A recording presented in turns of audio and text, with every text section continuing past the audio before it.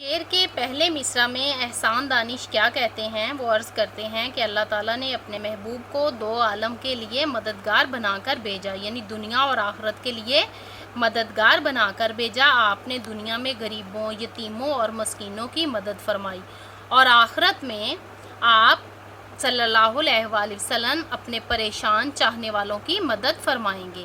اس لیے شاعر کہتے ہیں کہ آپ کی ذات دونوں عالم کے لیے رحمت بن کر آئی ہے۔ قرآن پاک میں بھی ہے کہ آپ صلی اللہ علیہ وسلم کو تمام جہانوں کے لیے رحمت بنا کر بھیجا گیا۔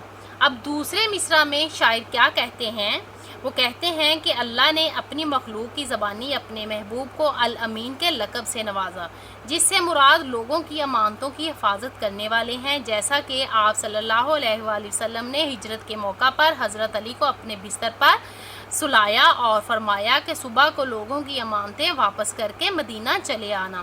نہ صرف مسلمان بلکہ عرب کے کفار بھی حضور صلی اللہ علیہ وآلہ وسلم کو صادق اور امین کہہ کر پکارتے تھے۔ تو اس سے یہ بات ثابت ہوتی ہے کہ آپ صلی اللہ علیہ وآلہ وسلم کو صادق اور امین کہا جاتا تھا۔